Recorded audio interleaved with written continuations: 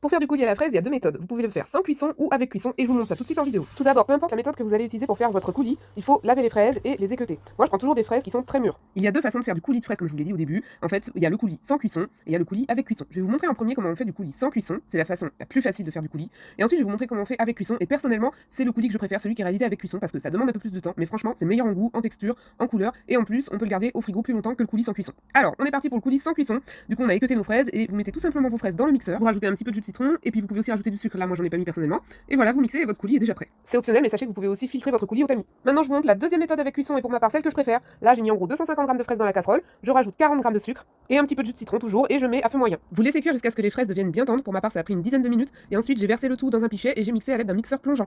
Et voilà, le coulis de fraises avec la deuxième méthode est prêt. Bien sûr, que ce soit sans cuisson ou avec cuisson, vous pouvez congeler le coulis de fraises, ça se congèle très très bien. Vous pouvez le garder 3 mois facilement et même des fois plus longtemps. Si cette vidéo vous a plu, laissez un commentaire, ça fait toujours plaisir et n'hésitez pas à vous abonner pour découvrir une nouvelle recette par jour.